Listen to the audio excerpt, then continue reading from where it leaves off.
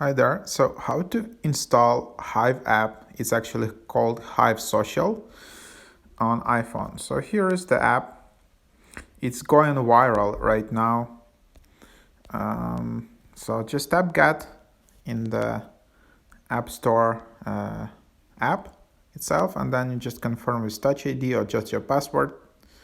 And that's that. So it's a free app. It's 52 megabytes size. And then you can just share content and connect to people you express yourself, text, post, share music, dark mode. For some reason, it's going viral these days.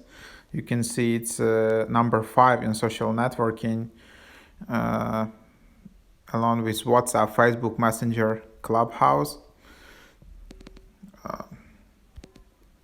So that's that.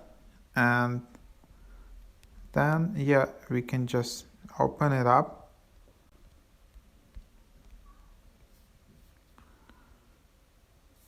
Here is the app.